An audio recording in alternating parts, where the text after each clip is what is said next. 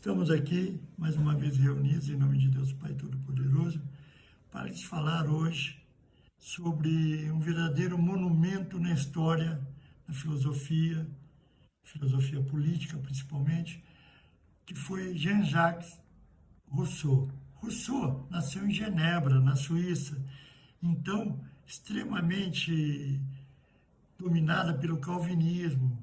Calvino, aquele que se interpôs contra tudo aquilo que a Igreja Católica pregava. Ele nasceu em 1712 e faleceu em 1778, vivendo 66 anos de profundas emoções, profundíssimas emoções.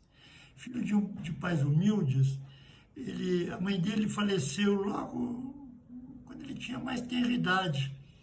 Fugiu de casa aos 16 anos, haja vista que o pai tinha mandado que ele fosse criado por um tio, aí isso o desgostou muito, e em função disso, quando chegou aos 16 anos feitos, se mandou de casa. E bateu a Europa todinha. Naquele tempo, pegava uma carroça e ia daqui para ali, pegava outra e ia daqui para ali. Mas, mesmo assim, aprendeu muito da vida. E praticamente conheceu a Europa, teve muitos amores.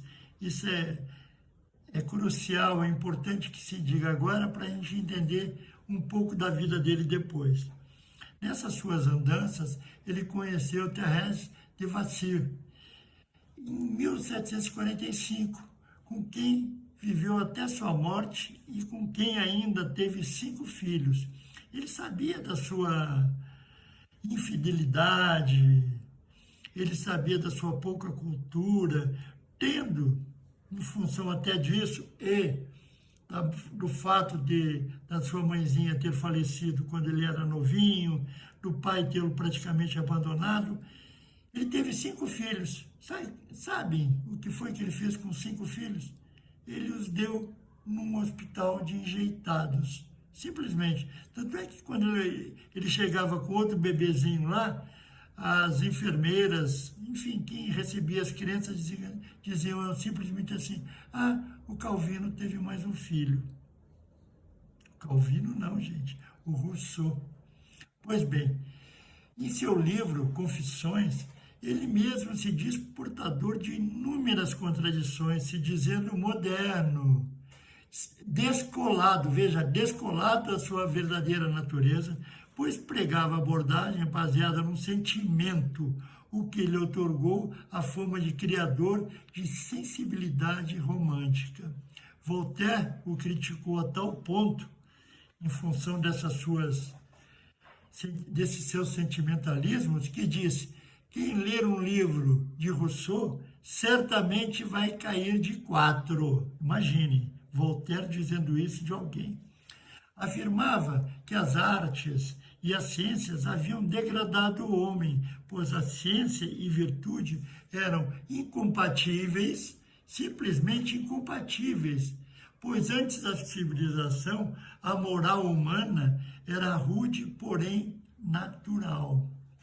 Dizia que, essencialmente, os homens eram bons, simplesmente bons, e só pelas instituições eram corrompidos. Ou seja, ele atribuía ao meio ambiente que cercava quem nascia, quem se projetava, pela corrupção dos costumes, do caráter, enfim. Em seu pensamento surge o bom selvagem. Esse selvagem aí foi um erro grosseiro da tradução do francês, porque no francês ele dizia bon sauvage, e os tradutores encararam isso por selvagem. Não, na verdade, esse sauvage em francês seria alguém mais dado à natureza. Pois bem, o pensamento dele, repetindo o que eu havia dito anteriormente, ele surgiu, então, o bom selvagem, ainda não corrompido pela educação e pela sociedade, querendo dizer que o homem primitivo vivia de uma forma, de certa forma, uma unidade orgânica consigo mesmo, ao passo que o homem moderno, aquele homem que interagia com tudo e todos, vivia afastado de si mesmo, ou seja, o sentimento já o havia abandonado definitivamente. Por outro lado, ele escreveu o Contrato Social, que praticamente balizou a Revolução Francesa, onde defendia a extensão da democracia a todos e uma democracia direta, ao invés de uma aristocracia eletiva, que é como se chamavam os representantes eleitos então. Percebam, por favor, os representantes eleitos, sabe-se lá como, naquela época, todos eles eram oriundos da aristocracia eletiva. Aqueles que quem dominava a coisa dizia, vai lá e vamos fazer do nosso jeito. Ao que passo que ele chamava, ele não queria saber disso.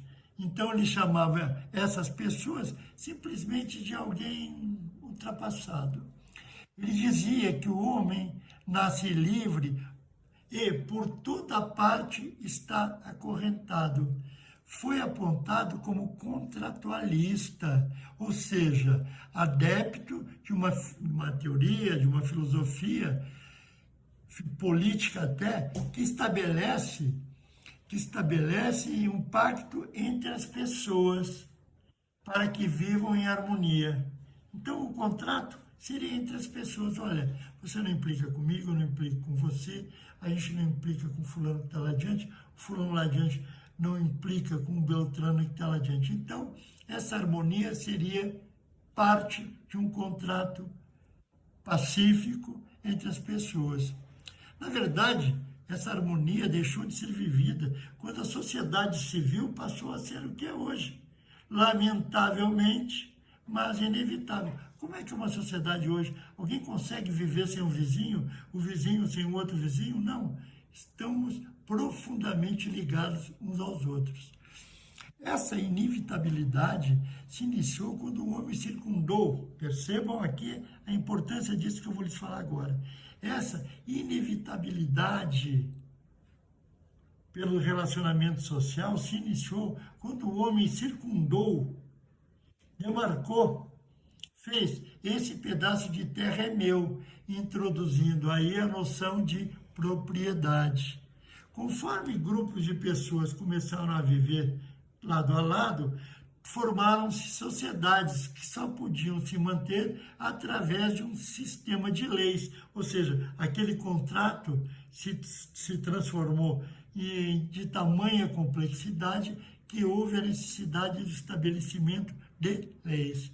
Rousseau afirma, então, que rompe-se, então, todo aquele estado de natureza, de pureza moral, de pureza natural, de compaixão de um pelo outro, do outro pelo um, criando-se leis injustas para proteger a propriedade, provocando um deslocamento não só da virtude para o vício, mas também da inocência e da libertinagem para a injustiça e para a escravização.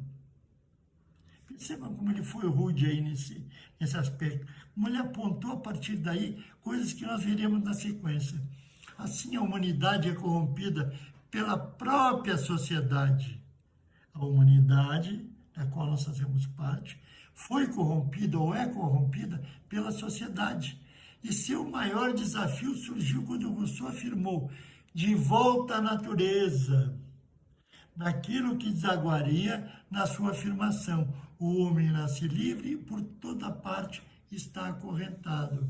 A efervescência sociopolítica da França aproveitou-se deste clamor e praticamente tornou tal fato, tal afirmativa, no slogan, pois o Rousseau dizia claramente que não queria mais governos dirigidos nem pela igreja, nem pelos aristocratas, nem pela monarquia, mas sim tão somente por homens livres, que fariam as leis num processo legislativo igual, onde todos seriam iguais, acabando com as desigualdades, evocando então a liberté, a égalité e a fraternité que fizeram da Revolução Francesa o que a França é hoje.